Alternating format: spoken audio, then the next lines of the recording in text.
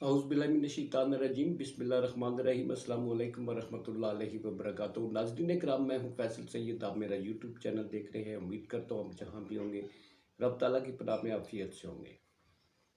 नाज़रीन इकराम, ज़मान पार्क में मुसलसल एहतजाज।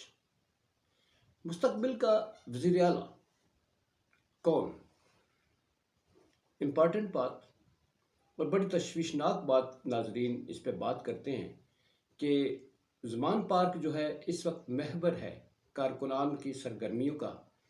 इमरान खान साहब वहाँ से अपने कारकुनान से इंटैक्ट रहते हैं, उनके साथ रोज़ाना के उनकी जो अपने प्लान होते हैं वो डिस्कस करते हैं, आइंदा का जो लाए अमल है वो डिस्कस करते हैं, जो हुकूमत करती है उसके हवाले से उनका एक मुस्तकिल प्लेटफार्म है।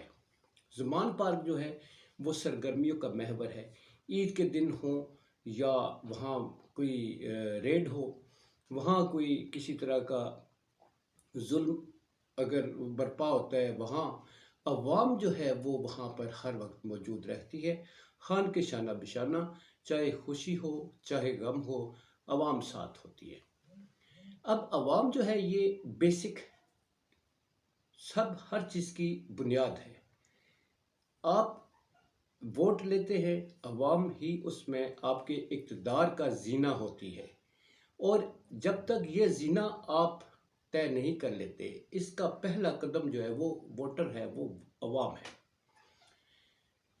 और इन वोटों की इज्जत करेंगे तो आपको इक़्तिदार मिलेगा। इनको अहमियत देंगे, इनकी राय ही अहमियत का हामिल होगी तो फिर इक़्तिदार तक पहुँचेंगे।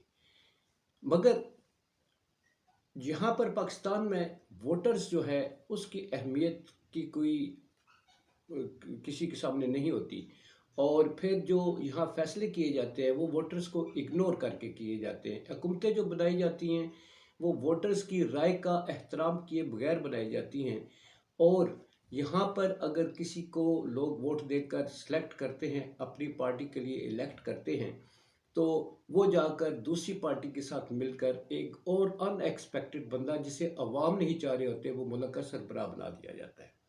यहाँ से वोट की तजलील शुरू होती है। अब इस वक्त मैं बात कर रहा था ज़मान पार्क में, वहाँ पर रोज़ एहतजाज होता है।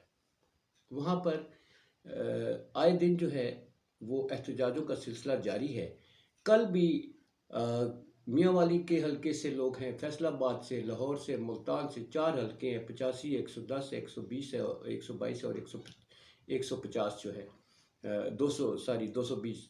इनके जो टिकट होल्डर्स जिन्हें हक बनता है, उनके उम्मीदवार जो हैं अपने ढेर सारे लोग लाकर वो ज़मान पार्क के बाहर एहतजाज करते हैं, अपना एहतजाज रिकॉर्ड करवाते हैं, और नारे जो है वो रेज़ किए जाते हैं कि इंसाफ की बात करते हैं इमरान खान, तो टिकटॉक की जो इस वक्त तकसीम है उसमें भी इंसाफ वो हमें मुहैया करें।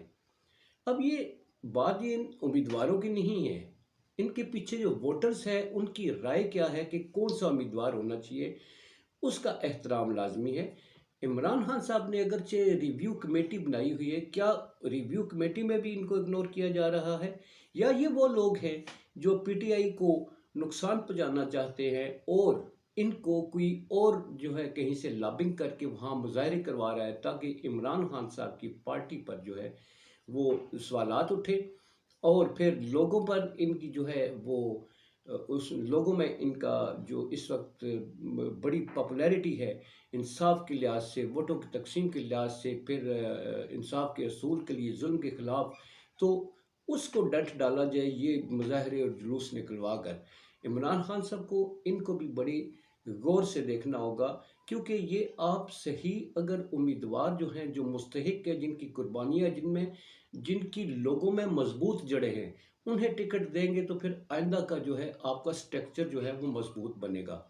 अगर वज़ीर आला के लिए अगर देखा जाए तो वो आपने बुज़दार साहब को लगाया था, और इस वक्त फिर सुना जा रहा है कि जैसा कि इमरान खान साहब कहते हैं कि वो भी उम्मीदवारों में शामिल हो सकता है, تو خان صاحب شاید غلطیاں دوبارہ دہرانے کے بھی عادی ہیں، یو ٹرنز کے بھی عادی ہیں، تو انہیں اپنی اس شخصیت پر نظر ثانی کرنی چاہیے اور دیکھنا چاہیے کہ میں نے کہاں کا غلطیاں کی ہیں، دوبارہ نہ دہراؤں۔